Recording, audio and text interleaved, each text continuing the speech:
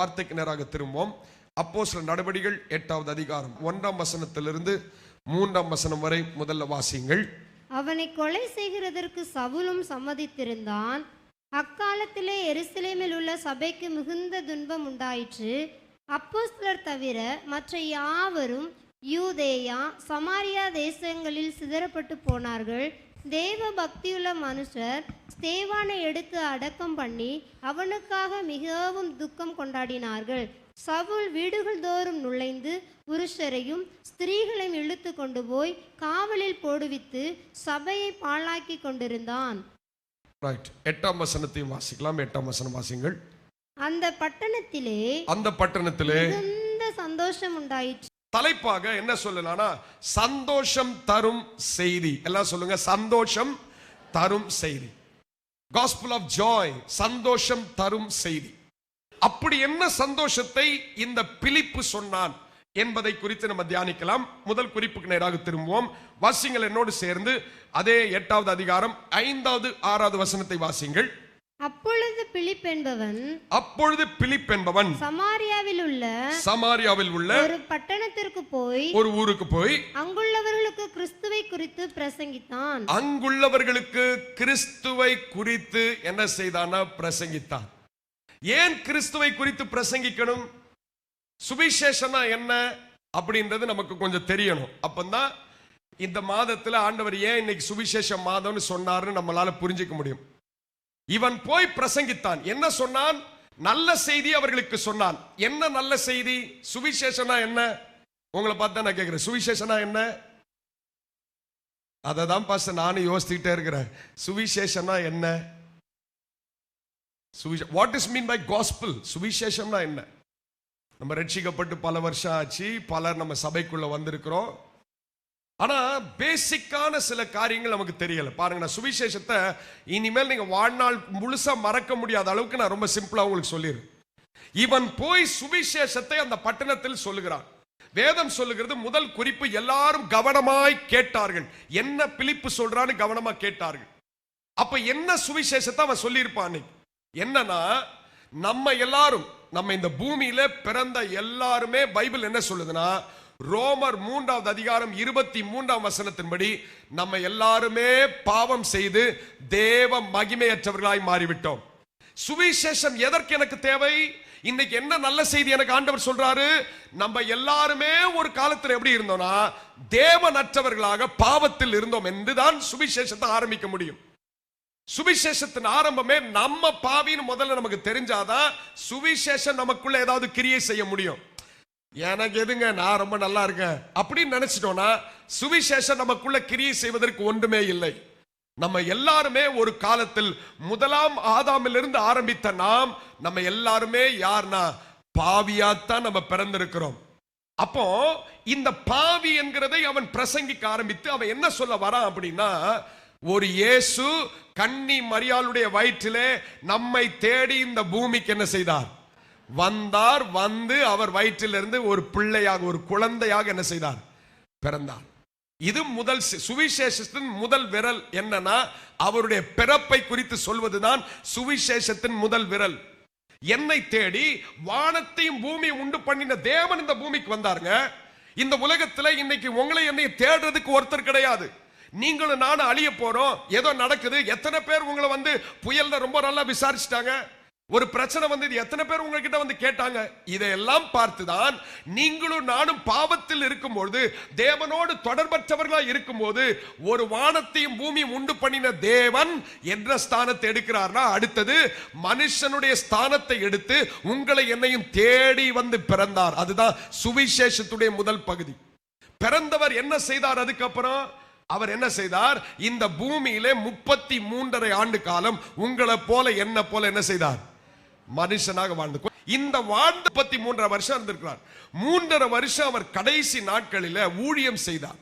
ஊழியம் செய்யும் போது என்னென்னலாம் செய்திருக்கிறான்னு பாருங்க. சுவிசேஷத்தின் 2வது வரல் மறந்துடக்கூடாது. அவர் எனக்காக இந்த பூமியில வாழ்ந்திருக்கிறார். வாசிங்கள், நம்ம வாசிக்க வேண்டிய வசனம் அப்போஸ்தலர் நடபடிகள் 10வது அதிகாரம் 38வது வசனம் வாசிங்க.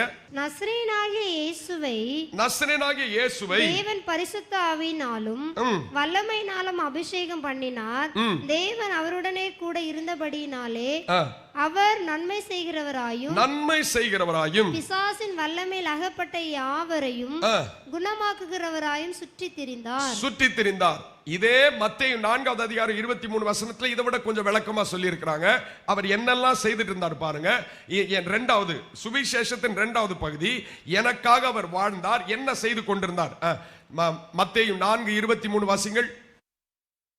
பின்பு இயேசு கலிலேயா எங்கும் சுற்றி நடந்து அவர்களுடைய ஜெப ஆலயங்களில் உபதேசித்து ராஜ்யத்தின் சுவிசேஷத்தை பிரசங்கித்து ஜனங்களுக்கு உண்டாயிருந்த சகல வியாதிகளையும் சகல நோய்களையும் நீக்கி சுஸ்தமாக்கினார். முதலாவது, பாவியாகிய என்னை இந்த பூமிக்கு ஒரு குழந்தையாக கன்னி மரியாளின் வயிற்றில் பிறந்த அவர் அடுத்தது எனக்காகவே என்ன செய்திருக்கிறார், வாழ்ந்திருக்கிறார். 2வது விரல் நீங்க மறக்க கூடாது. முதலாவது விரல் எல்லாம் என்ன விரல்? அது பிறப்பு. சொல்லுங்க, முதலாவது விரல் பிறப்பு. 2வது, அவர் எனக்காக என்ன செய்திருக்கிறார், வாழ்ந்திருக்கிறார். என்னங்க வாழ்ந்தாரு? இந்த பூமியில 38 வருஷம் ஒருத்தன் சுகவீனமா கிடந்திருக்கிறான். 38 வருஷம் பெதஸ்தான் ஒரு குளத்துல இருந்திருக்கிறான். ஒருத்தன் கூட அவனை கிட்ட கூட போக முடியாது. ஏன்னா 38 வருஷம் ஒரு மனுஷன் ஒரே இடத்துல இருந்தா எப்படி இருந்திருப்பான்னு யோசிச்சு பாருங்க. இவரா தேடி போயிட்டு என்ன செய்யறார்னா அவனை சுகப்படுத்தினார். ஒரு நாள் ஒரு ஸ்திரீ, கூனியான ஸ்திரீ, 18 வருஷம் குனிஞ்சுக்கிட்டே வருவாளா சபைக்கு வரும்போது. ஒருத்தர் அவளை காப்பாற்ற முடியல. இயேசு அன்னைக்கு ஆலயத்தில் இருந்தார். கூனியாகி அவளை வச்சிருக்க பிசாசு பிடிச்சிருக்க பிசாச அவர் விரட்டி விட்டார். அன்னைக்கு அவன் நிமிர்ந்துட்டான் வசனம் சொல்லுகிறது. வேற என்ன செய்தார்? இந்த பூமியில அவர் நன்மை செய்கிறவராக எனக்காக வாழ்ந்தார். இன்னைக்கு ஆண்டவர்கிட்ட வந்தாதான் எனக்கு நன்மை. இந்த சுவிசேஷத்தின் 2வது விரல் சொல்லுது, எனக்காக அவர் வாழ்ந்தார். இந்த பூமியில வாழும்பொழுது எல்லாருக்குமே இந்த பூமியில நன்மை செய்தார். ஒருத்தருக்கு அவர் என்ன செய்யலனா கெடுதல் செய்யவே இல்லைங்க. 3வது என்ன செய்தார்? அவருடைய வாழ்க்கை 3.5 வருஷம் முடியும் போது 3வது விரல் எனக்கு கற்றுக் கொடுக்குது, அவர் எனக்காக பாடுபட்டு சிலுவையில் என்ன செய்தார்னா மரித்தார். எவ்வளவு விசேஷமானது. இன்னைக்கு நமக்கு அது பெருசா புரியல. அவர் என்னைக்கோ மரிச்சாருங்க, எங்கேயோ போனார். கொஞ்சம் யோசித்து பாருங்க. 24 மணி நேரத்துக்கு மேல ஒரு மனுஷனை சித்திரவதை பண்ணி இருக்கிறார்கள். சரீரத்துல ஒரு சொட்டு ரத்தம் இல்லாம எல்லா ரத்தத்தையும் அவர் சிலுவையில சிந்தி இருக்கிறார். யாருக்காக? சொல்லுங்க, யாருக்காக? நாம் பாவியா இருக்கிற என்னை எப்படியாவது மீட்டணும்னு சொல்லி சுவிசேஷத்தின் 3வது விரல் எனக்கு கற்றுக் கொடுக்கிறது. பாடுபட்டு மரித்தார். சும்மா ஹாயா போய் சிலுவையில் ஏறி மரிக்கல. அவ்வளவு கஷ்டப்பட்டார், அவ்வளவு வேதனைப்பட்டார். வலி தாங்க முடியல, தூக்க முடியாத அந்த மரம், சிலுவை மரம், சாபக்கேடான மரம். அந்த மரத்தை அவர் சிலுவையிலே பல கிலோமீட்டர் நடந்து போய் அந்த கொல்கதா மலையிலே எல்லாருக்கும் முன்பதாக ஒட்டு துணியோடு அவர் நமக்காக சிலுவையில மரித்தார்.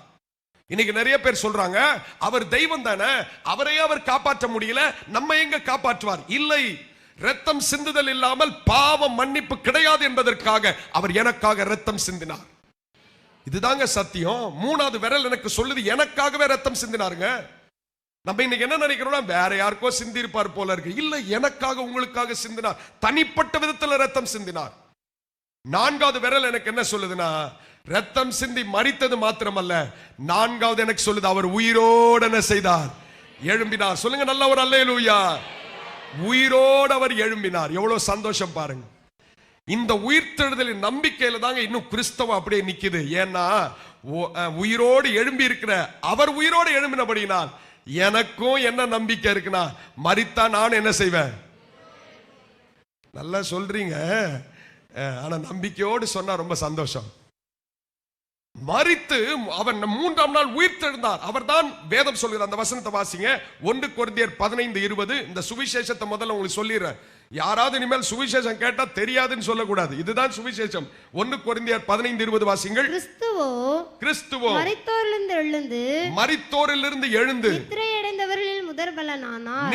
அடைந்தவர்களுக்கு முதல் பலனானார். அதே அதிகாரம் சொல்லுது, மரணமே உன் கூரங்கே, பாதாளமே உன் ஜெயம் எங்கேன்னு ஜெயிச்சாருங்க. 4வது விரல் எனக்கு கற்றுக் கொடுக்கிறது, எனக்காக அவர் உயிரோடு எழும்பினார். 5வது ஒரு காரியம் நீங்களே முடிச்சிருங்களா. 5வது விரல் அடுத்தது என்ன நடக்க போகுது? ஆமா, ஏதோ வந்த பாஸ்டர், எனக்கு என்ன சொல்றீங்கன்னு புரியல பாஸ்டர். உயிரோடு எழுந்தது மாத்திரமல்ல, போகும்போது சொன்னார், உனக்காக நான் ஒரு ஸ்தலத்தை ஆயத்தம் பண்றேன், சீக்கிரமா நான் ஆயத்தம் பண்ணிட்டு என்ன செய்யறேன், உன்னை சந்திக்க நான் வரேன்னு சொல்லிட்டு போனாருங்க. இதுதாங்க ஐந்தாவது நான் சொல்லணும்னா, எனக்கு வருகையின் மேல் என்னை சந்திக்க அவர் சீக்கிரம் என்ன செய்ய போறார், வரப்போகிறார். மத்திய ஆகாயத்தில் வருவார், எக்கால சத்தம் கேட்கும். அன்னைக்கு கேட்கிற நாள் நீங்களும் நானும் உயிரோடு இருப்போனா அவரோடு மகிமையில எடுத்துக்கொள்ளப்படுவோம். முதலாவது கிறிஸ்துவுக்குள் மரித்தவர்கள் பாக்கியவான்களாக அவரை சந்திக்க எழும்புவார்கள். பின்னாடி நாமும் அவரோடு அப்படியே எழும்பிடுவோங்க. இதுதாங்க சத்தியம், இதுதான் சுவிசேஷம். இதைத்தான் பிலிப்பு என்ன பண்ணினான் என்றால், அந்த பட்டணத்தில் போய் கிறிஸ்துவை குறித்து பிரசங்கித்தான். நீங்கள் எல்லாரும் பாவி, உங்களுக்காக ஒரு இயேசு பிறந்தார், உங்களுக்காக அவர் வாழ்ந்தார், உங்களுக்காக மரித்தார், உங்களுக்காக உயிர்த்தார். சீக்கிரமா இயேசு என்ன செய்ய போகிறார், வரப்போகிறார். இதைத்தான் சுவிசேஷமாய் பிரசங்கித்தார். இன்னைக்கு எத்தனை பேருக்கு இந்த சுவிசேஷம் நல்ல திட்டமா இருதயத்தில் தெரியுது? எத்தனை பேர் இந்த சுவிசேஷத்தை ஒவ்வொரு நாளும் நாம் புரிந்து வாழ்கிறோம்? இன்னைக்கு சுவிசேஷனா என்ன பாஸ்டர், வேற யாரோ சொல்லுவாங்க போல. இல்லை இல்லை, இதுதான் சுவிசேஷம். 5 விரலுக்குள்ள தேவன் செய்த சுவிசேஷங்களை சொல்லிவிடலாம். தேவனுடைய வாழ்க்கை தான் நமக்கு சுவிசேஷம். இயேசு என்னை தேடி வந்தது தான் சுவிசேஷம். நான் பாவியா இருந்தேங்க, ஆனா இந்த இயேசு செய்த காரியத்தினால் சுவிசேஷம் என்னை மாற்றி விட்டது என்று நாம் சொல்லலாம். என் வாழ்க்கையில் நடந்த அனுபவத்தை நான் எப்பொழுதுமே இப்படிப்பட்ட சுவிசேஷ அனுபவத்தில் சொல்றது ரொம்ப அவசியமானது. அந்த கூட்டத்தில் போய் ஒரு நாள் ஒரு போதகருக்கு பெட்டியை தூக்கிட்டு போய் உட்கார்ந்து இருக்கும்போது, ஒரு வாலிப பையனாக, இந்த வாலிப பிள்ளைகள் நிறைய பேர் இருக்கிறீங்க, ஒரு 10th ஸ்டாண்டர்ட் படிச்சிருப்பேன். அப்படி போய் உட்கார்ந்து இருக்கும்போது நான் நினைக்கிறேன், என்ன இந்த கூட்டம்லாம், என்ன இந்த சர்ச்சு, என்ன பிரசங்கம், என்ன ஜெபம். பாரம்பரியமாய் குடும்பத்துல, கிறிஸ்தவ குடும்பத்துல இருந்திருக்கிறேன். ஆனா போய் உட்கார்ந்து இருக்கும்போது எனக்கு அதுங்க உட்கார்றதுக்கு ஒரு புழு நெலியில போல நெளிற. நிறைய பேர் அப்படிதான், பிரசங்கம் கொஞ்சம் டைம் ஆச்சுன்னா அவங்களும் அப்படியே நெளிய ஆரம்பிச்சிருவாங்க, எப்பண்டா அவர் முடிப்பார். இத போலதான் ஒரு நாள் நான் உட்கார்ந்திருந்தேன். ஏன்னா எனக்கு சுவிசேஷனா என்னன்னு தெரியாது. இயேசு எனக்காகவே வந்தாரான்னு எனக்கு புரியல, இயேசு எனக்காகவே ரத்த சிந்தனாரான்னு எனக்கு புரியல.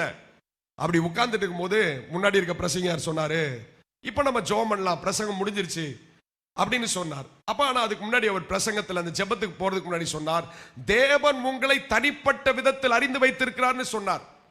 நான் நினைச்சேன், என்னடா இப்படி எல்லாருக்கிட்டையுமே டப்ஸா விடுறீங்க, தேவன் எப்படி ஒரு மனுஷனை தனிப்பட்ட, தேவன் ஒருத்தர் இருக்கிறாரா, எனக்கு நம்பிக்கை இல்லை. தனிப்பட்ட விதத்தில் அறிய முடியுமா, நம்பிக்கை இல்லை, எனக்கு புரியல அது. ஆனால் கண்களை மூடி நம்ம ஜெபிக்கலான்னு சொன்ன போது, நானும் அவர்கள் சொன்ன கட்டாயத்துக்காக கண்ணை மூடி ஜோமன், அப்படி ஜோமன் உட்காந்து ஒரு கண்ணை நான் திறக்கிறேன். அவர் சொல்றார், கண்ணை யாரும் என்ன செய்யக்கூடாது, தரக்கூடாது. அது மாதிரிதான் நிறைய பேர் அப்படி, கண்ணை யாரும் திறக்காதீங்க, ரைட், தரக்கூடாது. என்னதான் செய்யறது, நேரமும் போக மாட்டேன், எப்பந்தான் இந்த உபவாச ஜெபம் முடியும்.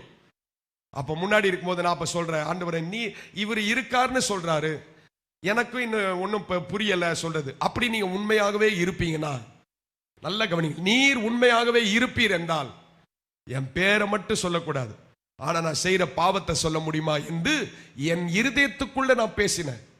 இன்னைக்கு நான் சொல்ற சுவிசேஷம் யாருடைய வாழ்க்கையில நடந்தது அல்ல, உங்களுக்கு முன்பதாக நின்று பேசுற என் வாழ்க்கையில் நடந்தது. அப்ப நான் இருதயத்தில் சொல்ல, உண்மையாகவே நீங்க இருப்பீங்கன்னா என் பேரை மட்டும் சொல்லக்கூடாது, ஆனா நான் செய்கிற பாவத்தை சொல்லணும். முன்னாடி நின்ன ஊழியக்கார் அவர் ஜெபம் பண்ணிட்டு இருக்கிறார். ஜெபம் பண்ணிட்டு இருக்கும்போது அவருடைய திட்டமாய் அங்கிருந்து பேசுறார். இங்க ஒரு தம்பி இருக்கிறான், இந்த தம்பி தன்னுடைய இருதயத்தில் பேசுகிறான். அவனுடைய பாவத்தை குறித்து சொல்ல, அவனுடைய பாவத்தை சொல்லணும், அவனுடைய பேரை சொல்லக்கூடாது, அவனுடைய பாவம் இதோ அப்படின்னு ஒரு பட்டியலிட்டார். எப்படி இருந்திருக்கும் கொஞ்சம் யோசிச்சு பாருங்க. என்னால இப்படி ஒரு தேவன் நம்மை தனிப்பட்ட விதத்தில் அறிய முடியுமா? திகச்சு போயிட்டேன், என்ன செய்யறதுன்னு தெரியல. அப்படி அழ ஆரம்பிக்கிற, கண்களுக்கு முன்பாக எல்லாம் என் பாவங்கள் எனக்கு முன்பதாக வருகிறது. நான் சொல்ற, ஆண்டவரே இனிமேலே வாழ்நாளும் நீ இதை செய்ய மாட்டேன், நீர் இவ்வளவு தூரம் என்னை நேசிக்கிறீரா. இதை சொல்லி முடிக்கும் போதே முன்பதாக இருக்கிற இன்னொரு ஊழியக்கார் வந்து என்னுடைய தலைமையில் கை வைத்தார். அவ்வளவுதான் எனக்கு தெரியும் என்ன நடந்துச்சுன்னு. அன்றைக்கே நான் தூக்கி எறியப்பட்டு அபிஷேகம் பெற்றுக்கொண்டேன். அப்ப நீங்க நல்லா அறிஞ்சுக்கீங்க, பிலிப்பு போய் அந்த சமாரியா பட்டணத்தில் என்ன சுவிசேஷத்தை சொன்னார், இதைத்தான் சொன்னான். இயேசு உங்களுக்காக வந்தார், இயேசு உங்களுக்காக வாழ்ந்தார், இயேசு உங்களுக்காக மரித்தார், இயேசு உங்களுக்காக ஜீவனை விட்டார், உங்களுக்காக உயிர் தெழுந்தார், இயேசு சீக்கிரம் வரப்போகிறார். இந்த பட்டணத்தார் என்ன செஞ்சாங்க தெரியுமா? இந்த சுவிசேஷத்தை வாசிங்க, அந்த வசனத்தை மறுபடியும். அந்த பட்டணத்தார் எப்படி நடந்து கொண்டார்கள் வாசிங்க. அதே அப்பொழுது பிலிப் என்பவன் சமாரியாவில் உள்ள ஒரு பட்டணத்திற்கு போய் அங்குள்ளவர்களுக்கு கிறிஸ்துவை குறித்து பிரசங்கித்தான். பிலிப்பு செய்த அதிசயங்களை ஜனங்கள் கேள்விப்பட்டு கண்டு அவனால் சொல்லப்பட்டவைகளை ஒருமனப்பட்டு கவனித்தார்கள். முதல்ல சொல்லணும்னா அவர்கள் எல்லாரும் அந்த சுவிசேஷத்தை எப்படி கவனித்தார்கள்? ஒரு மனமா இருக்கிறவங்க எல்லாம் ஒரு அல்லேலூயா சொல்லுங்களேன். அல்லேலூயா ரொம்ப நல்லா இருக்கு. ஆனா பல நேரத்தில் நம்ம மனது சிந்தனை அப்படியே இங்க இருந்து ஜப்பான் போறது, அமெரிக்கா போறது. கவனிங்கள், சுவிசேஷம் ரொம்ப விலையேற பெற்றது. சுவிசேஷம் இல்லாமல் என் குடும்பத்துக்குள்ள சந்தோஷம் வராது. சுவிசேஷத்தை நான் சரியாய் புரிந்து கொள்ளலன்னா என் வாழ்க்கையில மாற்றம் வராது. இன்னைக்கு அநேக பேர் என்ன நினைக்கிறோம்னா, இந்த சபையில கூப்பிட்டாங்க அதனால நான் வந்தேன். சபையில உங்க கூட என்கிட்ட நிறைய பேர் சொல்ற வார்த்தை தான், பாஸ்டர் உங்க கூடவே நான் என்ன செய்யறேன்னா சேர்ந்துக்கிறேன். தயவு செய்து நீங்க சேரவே வேண்டாம். ஏன்னா நீங்க உங்களுக்கு ரட்சிப்பின் அனுபவம் இல்லாமல் சபையில சேர்ந்து ஒன்றும் நடக்க போவதில்லை. இன்னைக்கு சபையில சேர்ந்தவங்க நிறைய பேர் இருக்கிறாங்க, அவங்களுக்குள்ள மாற்றம் வரவில்லை. ஏன்னா அவங்களுக்கு சுவிசேஷம் என்னன்னே புரியல. இவன் சொல்றான் அந்த சுவிசேஷத்தை, அங்க இருக்கிற அவன் செவி கொடுத்த அந்த ஜனங்க எல்லாரும் ஒருமனப்பட்டு கேட்டாங்களா என்னதான் சுவிசேஷம்னு சொல்லி. இன்னைக்கு நம்முடைய செவிகள் சுவிசேஷத்துக்கு திறந்திருக்கா? என் இருதயம் சுவிசேஷத்துக்குள்ள திறந்திருக்கா? இன்னைக்கு என்னுடைய செவிகள் திறக்கப்படாம சுவிசேஷம் எனக்குள் போகாது. ஒரு நாள் பவுல் கூட இப்படிதான் வந்து பிரசங்கம் பண்ணிட்டு இருந்தார், சுவிசேஷத்தை குறிச்சு பிரசங்கம் பண்றார். அவங்க எல்லாருடைய பிரசங்கமும் இதுதான், அங்க வேற பிரசங்கமே கிடையாது. எப்பொழுதுமே இந்த பிரசங்கம் தான். இயேசு உனக்காக வந்தார், உனக்காக வாழ்ந்தார், உனக்காக மரித்தார், உனக்காக உயிர்த்தார், உன்னை சந்திக்க சீக்கிரம் வரார். இதுதான் பிரசங்கம். ஒரு ஸ்திரீ ரொம்ப பணக்கார ஸ்திரீயா பைபிள் சொல்லுது, ரத்தாம்பரம் விற்கிற ரொம்ப வஸ்திரம் விலையுந்த வெல்வெட் துணிகளை விற்கக்கூடிய வியாபாரம் செய்யக்கூடிய ஒரு ஸ்திரீ. அவள் பேர் லீதியாள். அவ ஆற்றங்கரை ஓரத்துல என்னதான் இந்த பவுல் பேசுறான்னு கேட்டுக்கிட்டு இருந்தாளா? வேதம் சொல்லுகிறது, எப்போ அவ அந்த சுவிசேஷத்துக்கு தன் செவிகளை கொடுத்தாளோ வேதம் சொல்லுகிறது கர்த்தர் அவளுடைய இருதயத்தை திறந்தார். அந்த குடும்பம் முழுவதையும் கர்த்தர் ரட்சிப்புக்குள்ள நடத்தினார். சுவிசேஷத்துக்கு உங்கள் செவிகள் திறக்கப்படாமல் இன்றைக்கு ரட்சிப்பு உள்ள வராது, சந்தோஷம் உள்ள வராது. ஒரு பெரிய பட்டணத்துக்குள்ள ஒரு பெரிய சந்தோஷம் வந்தது. எப்படி வந்தது? சுவிசேஷத்தை கேட்பதற்கு அவர்கள் செவி கொடுத்தார்கள். பைபிள்ல இன்னொரு சம்பவம் கூட எழுதி வச்சிருக்காங்க, வாசிங்க. பவுல் ஒரு இடத்துல ரொம்ப நேரம் பிரசங்கம் பண்ணிட்டார். என்ன நடந்துச்சாங்க வாசிங்க அந்த வசனத்தை. அப்போஸ்தலர் 20வது அதிகாரம் 9ஆம் வசனம். ஐத்திகு என்னும் பெயர் கொண்ட ஒரு வாலிபன் ஜன்னலில் உட்கார்ந்திருந்து பவுல் நெடுநேரம் பிரசங்கம் பண்ணி கொண்டிருக்கையில் போது தூக்கமடைந்து நித்திரை மயக்கத்தினால் சாய்ந்து 3ஆம் எத்திலிருந்து கீழே விழுந்து 3ஆம் மாடியிலிருந்து எங்க விழுந்துட்டார்? கீழே விழுந்து மரித்தவனா எடுக்கப்பட்டான். போதும், நல்ல வேளை நம்ம எந்த ஃப்ளோர்ல தான் இருக்கிறோம், ஒன்றும் பிரச்சனை இல்லை, தரைத்தளத்தில் தான் இருக்கிறோம். பிரச்சனை பக்கத்தில் இருக்கவங்க எழுப்பி விட்டுருவோம். ஆனா பவுலுடைய பிரசங்கம் நான் ரொம்ப ஆச்சரியப்பட்டது என்னன்னா, பவுலை போல வரம் பெற்றது கிடையாது. 9 வரமும் உடையவன் பவுல். அவரு பிரசங்கத்திலே ஒருத்தன் தூங்கினா பரவாயில்ல ஆண்டவரே, நம்ம சபையில கூட நான் நினைச்சுக்கிறேன். நிறைய நேரம் பிரசங்கம் போயிட்டே இருக்கு, நைட்டு ரொம்ப டைம் ஆகுது. அவனால என்ன பிரச்சனையோடு வந்தான், என்ன கஷ்டத்தோடு வந்தான்னு தெரியல, உடம்பொலியோடு வந்தான். தூங்கி கீழே விழுந்தோட பைபிள் சொல்லுது, அதே பவுல் போய் மறுபடியும் அவனுக்கு ஜெபம் பண்ணா அவன் உயிரோடு என்ன செய்தான்? இனி ஜென்மத்திலே அவன் தூங்குவான்றீங்க? தூங்க மாட்டான். இன்னைக்கு நிறைய பேருக்கு சுவிசேஷத்தை கேட்க அவங்க செவிகளுக்கு பிரியம் இல்லை. ஏன்னா சுவிசேஷம் என்னை ஆண்டவர் பக்கமாய் திருப்புது, என்ன சுவிசேஷத்தை இழுக்குது, என்கிட்ட வான்னு சொல்லுது. ஆண்டவர் எனக்காக அந்த சுவிசேஷம் அவர்களை ஆண்டவர் பக்கமாய் திருப்புறது. அவங்களுக்கு இந்த உலகத்தை விட்டு திரும்புறதுக்கு மனசு இல்லை. ஆனா சமாரியா பட்டணத்தார் எப்படிப்பட்டவங்க தெரியுமா? அந்த ஊர்ல இருக்கவங்க எப்படிப்பட்டவங்க தெரியுமா? அந்த சுவிசேஷத்துக்கு தன் செவிகளை கொடுத்தார். இன்னைக்கு நம்முடைய செவிகள் சுவிசேஷத்தை கேட்க ரொம்ப வாஞ்சிக்குதா? இன்னும் ஆண்டவரை பற்றி கேட்கணும், இன்னும் ஆண்டவர் கிட்ட நெருங்கணும், இன்னும் ஆண்டவரை பற்றி இன்னும் கொஞ்சம் கூட தெரிஞ்சுக்கிட்டா ரொம்ப நல்லதாச்சே. ஏன் இன்னைக்கு நம்முடைய விசுவாசம் அடிக்கடி கெட்டு போயிருது? ஏன் இன்னைக்கு அடிக்கடி பின்மாற்றத்துக்கு போறோம்? சுவிசேஷத்துல சரி அஸ்திபாரம் போடல, ரட்சிப்புக்குள்ள வரல, சுவிசேஷத்தை கேட்க எனக்குடைய செவிகள் திரும்பல.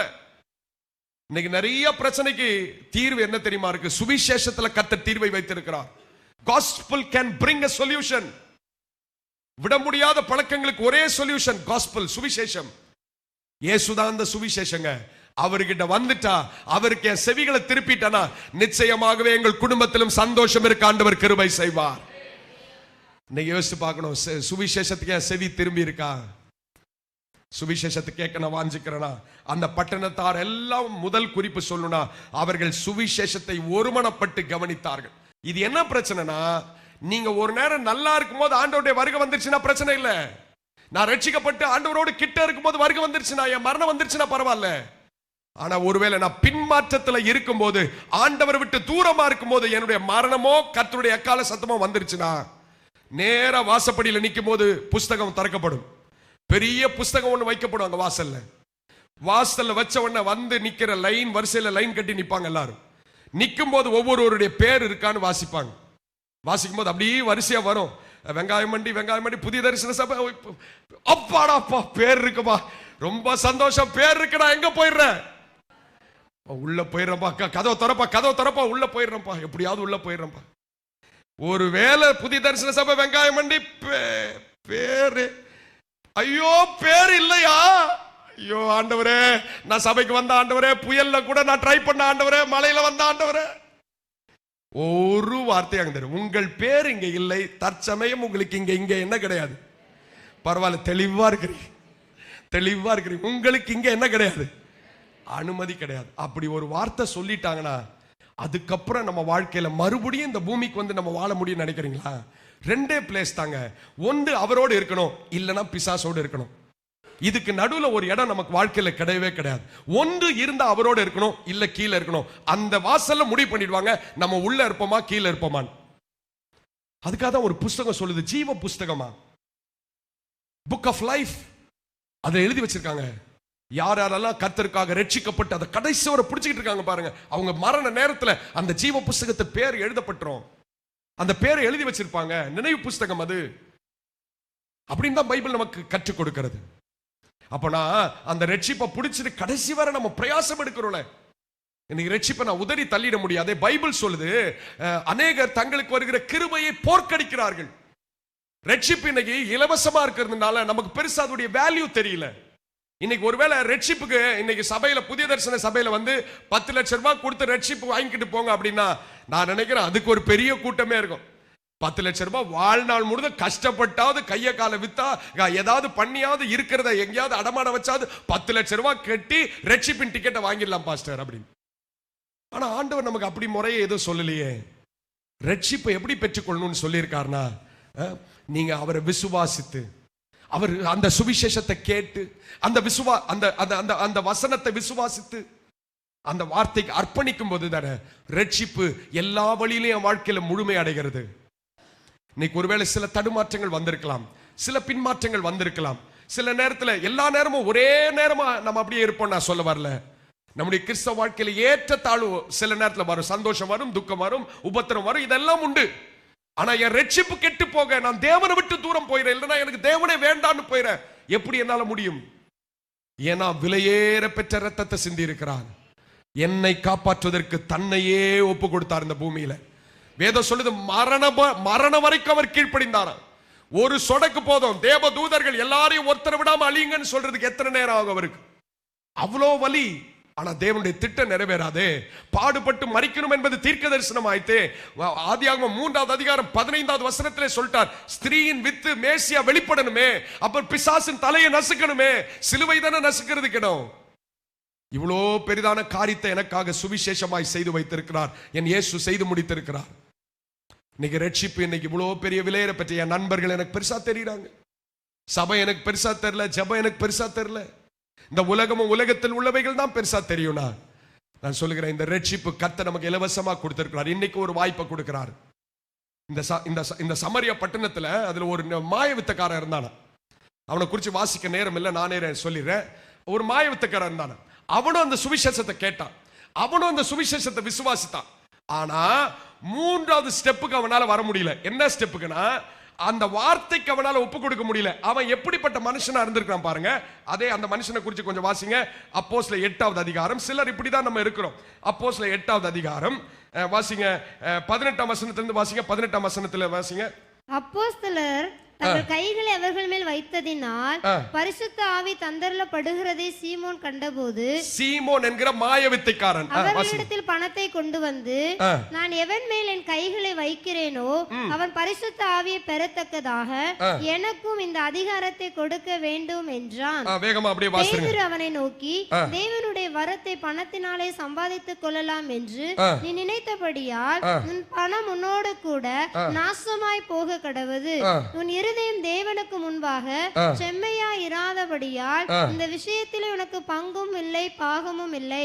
22 வசனம் எல்லாரும் கூட சேர்ந்து, ஆகையால் நீ உன் துர்குணத்தை விட்டு மனம் திரும்பி தேவனை நோக்கி வேண்டிக்கொள். ஒருவேளை உன் இருதயத்தின் எண்ணம் உனக்கு என்ன செய்யலாம், மன்னிக்கப்படலாம். 23 வசனம், நீ கசப்பான பிச்சிலும் பாவ கட்டிலும் அகப்பட்டிருக்கிறதாக காண்கிறேன் என்றான். பாருங்க, இந்த மனுஷனை குறித்து அதுக்கு முன்னாடி இருக்க வசனத்தை வாசிங்க. அப்பொழுது சீமோன் விசுவாசித்து ஞானஸ்தானம் பெற்று பிலிப்பை பற்றி கொண்டு அவனால் நடந்த அடையாளங்களையும் பெரிய அற்புதங்களையும் கண்டுபிடி. மாயவித்துக்காரன் சுவிசேஷத்தை எல்லார போல கேட்டான், விசுவாசிச்சு ஞானஸ்தானம் கூட எடுத்துக்கிட்டான். ஆனா மூன்றாவது நான் ஒரு காரியத்தை சொன்ன பாருங்க, அந்த வசனத்துக்கு ஒப்பு கொடுத்து கடைசி வர வாழ அவனுக்கு மனசு இல்ல. இப்ப போய் எல்லாரும் பாக்குறாங்க, பேதுரு இப்ப பெரிய போதகர் வந்துட்டாரு. எங்க இருந்து வந்துட்டாரு? எருசலேம்ல இருந்து வந்துட்டாரு. பிலிப்ப கேள்விப்பட்டு, இவ்வளவு பேரை நீ திருட்டிட்டியாப்பா ஆண்டவர் கிட்ட அப்படின்னு சொல்லி எல்லார் மேலேயும் கை வைக்கிறாங்க. எல்லாரும் அபிஷேகத்தை பெற்றுக் கொண்டார்கள். இப்ப இவன் போய் பார்த்துக்கிட்டே இருந்தானா, போய் மாயவித்தக்காரன் கேட்டானா பேதுரு கிட்ட, ஏங்க நீங்க கை வைக்கும் போதெல்லாம் அவங்க ஆவியில அபிஷேகத்துல நிரம்புறாங்க, இந்த பணத்தை வேணா வச்சுக்கிட்டு எனக்கும் அந்த வரத்தை கொடுங்கன்னா அவ்வளவுதான் போதும். பேதுருக்கு சாதாரண நாளே கோபம் டக்குன்னு வரும், அதுவும் ஆண்டோடைய காரியத்தெல்லாம் இப்படி குறுக்கு வழியிலன்னா அவ்வளவுதான். அவர் ஏற்கனவே ஒரு குடும்பத்தார் உங்களுக்கு நினைவு இருக்கா, தங்களுடைய சொந்த பங்க அவங்களே கொஞ்சம் பாதிய வீட்டுல வச்சுட்டு தான் வந்தாங்க. அங்கேயே விழுந்து கணவனும் மனைவி மறிச்சு போயிட்டாங்க, அனனியா சப்பீரான். இங்க இவன் வந்து சொல்றான், பணத்தை கொடுத்துட்டு எனக்கு வரத்தை கொடுங்க, அவ்வளவுதான். அவரு அப்படி பொங்கிட்டார், எல்லா பக்கத்துல இருந்து புகை வருது. எப்பா நீ வந்து இன்னும் சரியா என்ன செய்யலனா, உன் மனம் திரும்பல, நீ ஞானஸ்தானம் எடுத்துட்டானா நீ என்ன செய்யல, மனம் திரும்பலன்னு திட்டமா சொன்னார். இன்னைக்கு நான் யார், இங்கே நின்று யாரையும் நான் வந்து நியாயம் தீர்ப்பதற்காக இங்க நிற்கவில்லை. ஆனா சுவிசேஷத்தை நீங்களும் நானும் சாதாரணமா எடுத்துக்கொள்ள முடியாது. இன்னைக்கு சபை சுவிசேஷத்தை சாதாரணமா எடுத்துக்கிறதுனாலதான் இது சாதாரண ஒரு பாரம்பரிய சபையாய் நம்முடைய சபை மாறி வருது. ஏதோ வந்தா வரலாம், போனா போலாம், இஷ்டத்துக்கு வாழலாம், நமக்கு என்ன இருக்கு, அவர் வந்தா கூப்பிட்டா வருவார், அவர் நிகழ்ச்சிக்கு வந்தா பிரேயர் பண்ணிட்டு போவார். இப்படிப்பட்ட கண்ணோட்டம்லாம் என் வாழ்க்கையில இருந்து மாறணுங்க. இதல்ல சபை என்பது. ஆதி சபையை நீங்க சரியா வாசித்து பார்ப்பீங்கன்னா, நம்ம இன்னைக்கு எவ்வளவு தூரம் தேவனுடைய பிள்ளைகளாய் மாற, இன்னும் மாற பிரயாசம் எடுக்கணும் என்பது ஆதி சபை நமக்கு கற்றுக் கொடுக்கும். இன்னைக்கு நான் சொல்றேன், ரொம்ப தாழ்மையா சொல்றேன். மூன்றாவது அவன் சொன்னா, நீ மனம் திரும்பணும், இன்னும் நீ அந்த வசனத்துக்கு ஒன்றை நீ விட்டு கொடுக்கணும். இது அந்த வரத்தை வந்து ஜெபத்தின் மூலமா தான் அப்ப பெற்றுக்கொள்ள முடியும். ஆனா நீ பணத்தின் மூலமா பெற்றுக்கொள்ள நினைக்கிற பாரு, இது கர்த்தர் விரும்பாதது என்று சொல்லி அவனை கடிந்து கொண்டதை பார்க்கிறோம். இன்னைக்கு சொல்றேன், மூன்றாவது அந்த பட்டணத்தாரை குறிச்சு மூன்றே காரியம்தான். முதலாவது, அவர்கள் செவி கொடுத்து என்ன செய்தார்கள்? எல்லாரும் சொல்லுங்க, அவர்கள் செவி கொடுத்து கேட்டார்கள் சுவிசேஷத்தை. இரண்டாவது, அந்த சுவிசேஷத்தை அவர்கள் என்ன செய்தார்கள்? விசுவாசித்தார்கள். மூன்றாவது, அந்த சுவிசேஷத்துக்கு தங்களை ஒப்பு கொடுத்தார்கள், அர்ப்பணித்தார்கள், விட்டு கொடுத்தார்கள். என்ன வேணா சொல்லலாம், அந்த வார்த்தையின்படி நடக்க ஆரம்பிச்சிட்டாங்க. இப்ப நம்ம வாசிக்கலாம் கடைசி வசனம், எல்லாரும் வாசி. அந்த பட்டணத்திலே மிகுந்த சந்தோஷம் உண்டாயிற்று. எப்ப மிகுந்த சந்தோஷம் உண்டாயிற்று? அவர்கள் செவி கொடுத்து சுவிசேஷத்தை கேட்டதினால். எப்பொழுது மிகுந்த சந்தோஷம் உண்டாயிற்று? அவர்கள் அந்த சுவிசேஷத்தை விசுவாசித்ததினால். எப்பொழுது மிகுந்த சந்தோஷம் உண்டாயிற்று? அவர்கள் அந்த சுவிசேஷத்துக்கு தங்களை ஒப்பு கொடுத்ததினால். இன்னைக்கு நான் சுவிசேஷத்தை கேட்கிறேன். எத்தனை பேருக்கு நான் சுவிசேஷத்தை சொல்லி இருக்கிறேன்? இந்த வருஷத்துல யாருக்காவது ஒருத்தருக்கு, நீங்க ஒரு நபருக்கு, இந்த 12வது மாசத்துக்கு வந்தோம், யாராவது ஒருத்தருக்கு நீங்க சுவிசேஷத்தை சொன்னீங்களா? சுவிசேஷம் என்ன? அதை நான் மறுபடியும் சொன்னல, நாம எல்லாரும் பாவிகள், நமக்காக இயேசு நம்மை தேடி என்ன செய்தார்? வந்தார், எனக்காக வாழ்ந்தார், எனக்காக மரித்தார், எனக்காக 3ஆம் நாள் உயிர்த்தார், என்னை சந்திக்க சீக்கிரம் என்ன செய்ய போகிறார். இதுதான் சுவிசேஷம். இதை யாருக்கிட்டையாவது சொன்னீங்களா? இதுவரை யாருக்கிட்டையாவது சொன்னீங்களா? சொல்ல தவறி இருப்பீங்கன்னா, இன்னும் இருக்க போகிற ஒரு 2 வாரத்துக்குள்ள தேவனை அறியாத பிள்ளைகளை யாருக்கிட்டையாவது பார்த்து, இன்னும் மனம் திரும்பாத யாரையாவது பிள்ளைகளை பார்த்து, இன்னும் சொந்த வழியில போய் கொண்டிருக்க ஏதாவது பிள்ளைகளை பார்த்து, இந்த சுவிசேஷத்தை அவங்களுக்கு சொல்லுங்க. சமாரியா பட்டணத்தில் மிகுந்த சந்தோஷம் உண்டானது போல நீங்கள் சொல்லுகிற சுவிசேஷம் தேவன் கிரியை செய்வார். அவர்களுக்குள்ள ஒரு மிகுந்த சந்தோஷத்தை கர்த்தர் கொண்டு வருவார். சுவிசேஷம் இல்லாம குடும்பத்துல சந்தோஷம் இருக்காது. இன்னைக்கு ஏன் குடும்பத்துல சந்தோஷம் இல்லை? அந்த சுவிசேஷத்துக்கு அவர்கள் அர்ப்பணிக்கல, அதனால சந்தோஷம் இல்லை, சமாதானம் இல்லை. மற்ற குடும்பம் எப்படி இருக்கோ அப்படிதான் என் குடும்பம் இருக்கு. பண தேவை கர்த்தர் அற்புதமா சந்திப்பாருங்க. ஆனா என் இருதயத்துல சந்தோஷம் இருக்கா, ரட்சிப்பின் சந்தோஷம் இருக்கா, அதுதான் ரொம்ப முக்கியமானது. இன்னைக்கு ஆண்டவர் எல்லாவற்றையும் ஆச்சரியமா நடத்துவாருங்க. ஆனா சுவிசேஷத்தை விட்டுட்டோம், கிருபையை விட்டுட்டோம். நம்ம மறுபடியும் இந்த ஆண்டவர்கிட்ட திரும்பி இன்னைக்கு அர்ப்பணிப்பது ரொம்ப அவசியமானது. கர்த்தர் உங்களை ஆசீர்வதிப்பார்.